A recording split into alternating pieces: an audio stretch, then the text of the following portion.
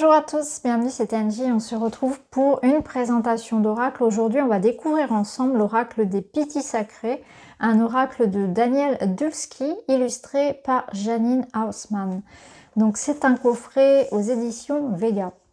La Pythie est la vieille sage qui sait tout, l'intuitive, la guérisseuse réprouvée, mais aussi la sorcière. Elle est la marcheuse de l'ombre et la gardienne de la flamme. L'archétype de la Pythie sage existe dans d'innombrables cultures, dans les mythes, les contes populaires ou les légendes modernes. Cet oracle est un portail vers les lieux profonds, un intermédiaire entre le chercheur et la sagesse. Pour vous guider, le livre d'accompagnement comprend des pratiques de visualisation afin d'aiguiser votre intuition, des rituels pour éveiller votre vision et des cérémonies pour approfondir votre connexion au Pythie intemporel et à votre pratique spirituelle. Donc un coffret avec 56 cartes et un livret d'accompagnement. Alors on va l'ouvrir tout de suite, on va découvrir ça. On va faire la review des cartes et on ira tirer une carte message à la fin. On va voir le livret ensuite. Je vais sortir les cartes du petit pochon. Alors on va les regarder. Donc elles ont les tranches argentées, très jolies. Ça change un petit peu du doré. Et voici le dos. Donc ce sont des grandes cartes. On n'a pas de marge. On a ici le numéro et le nom. Donc on verra ça tout à l'heure. On a différentes notions de couleurs. On a du bleu, on a du vert, on a du rouge. On va y revenir. On va les mettre ici.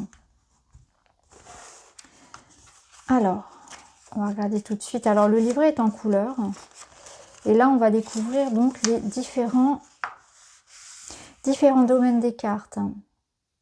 Donc, on a bien les 4 couleurs. Donc, nous avons les Pythis sacrés, les saisons, les histoires et les sortilèges. Donc, on a 4 catégories.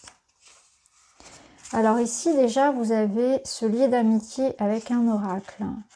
Vous avez voilà, des petits conseils pour se connecter à l'oracle. Vous avez même des petits rituels.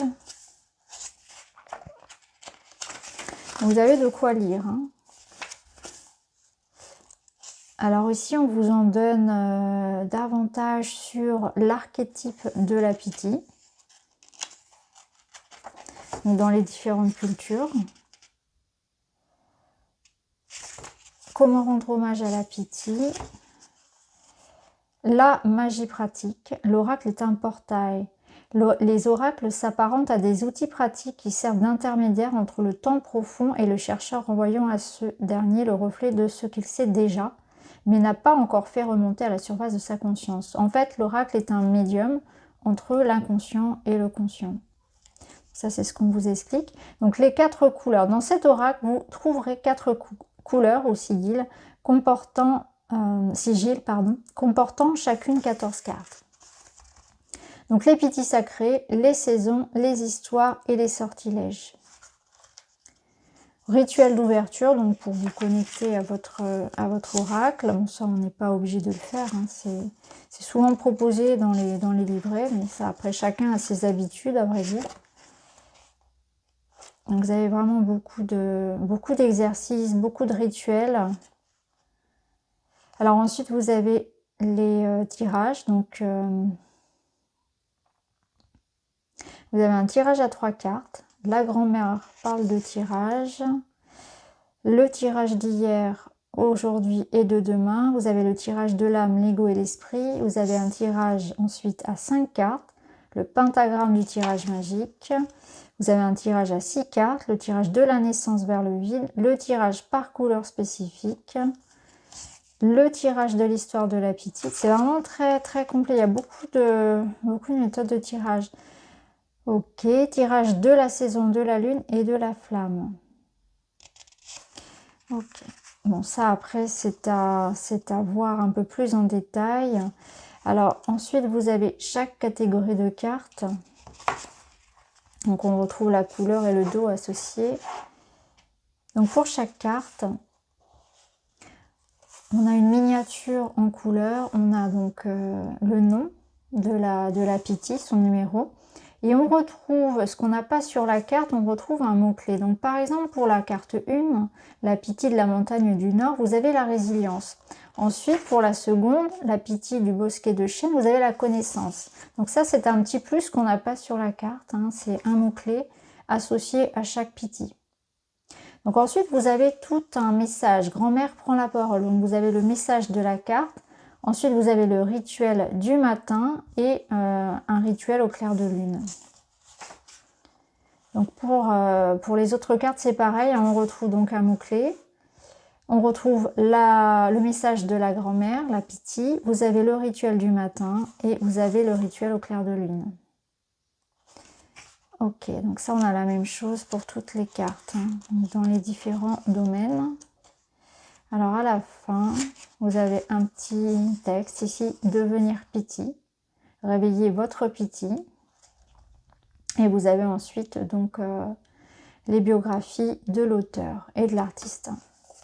Alors on reviendra au livret tout à l'heure, on ira lire la carte message du jour pour nous.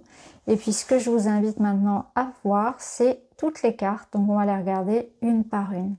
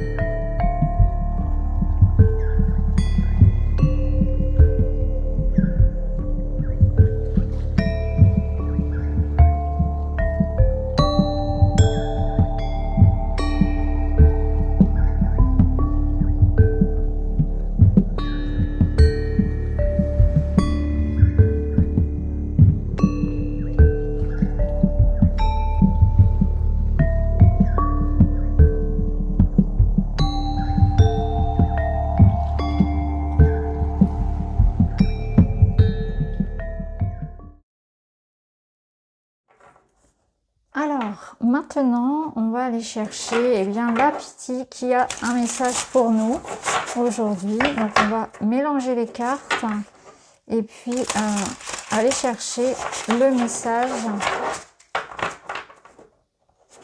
à recevoir pour aujourd'hui. On va prendre celle-ci. Et nous avons la carte 36, les prières des grands-mères.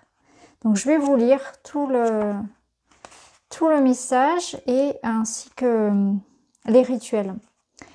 Donc, les prières des grands-mères nous parlent de l'âge de sagesse. Grand-mère prend la parole. Quel aîné avez-vous eu la chance de connaître dans votre vie, mon enfant? Les aînés sont de véritables gardiens de la sagesse, compatissants qui se tiennent sur cette ligne de partage pur entre la grâce innocente et la direction de haut niveau. Ils ont vécu longtemps, oui, mais ce n'est certainement pas la seule qualification requise pour entrer dans l'âge de la sagesse. Un véritable aîné, mon chéri, laisse son âme le guider, tandis que son petit moi et ses désirs égocentrés restent à l'arrière-plan. Vous savez que vous conversez avec un aîné parce qu'un émerveillement juvénile et un savoir d'un autre monde convergent dans ses paroles. Si vous voulez vraiment comprendre l'esprit et la divinité, demandez à des aînés.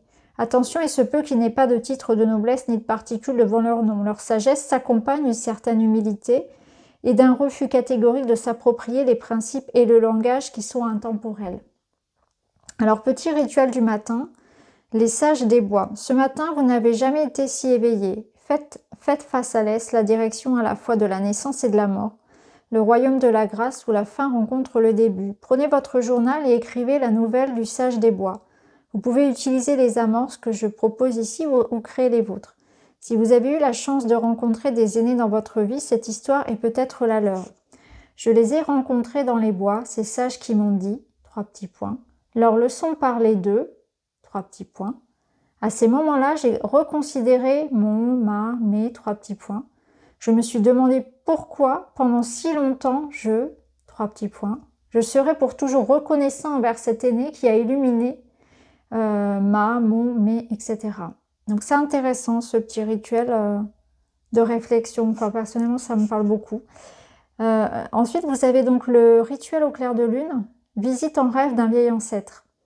Avant de vous enfoncer dans un profond sommeil cette nuit, posez l'intention de rencontrer un vieil ancêtre d'un temps révolu, une grand-mère primitive de votre lignée qui a vos plus grands intérêts à cœur et qui vous offrira un symbole de remède dont vous avez besoin en ce moment.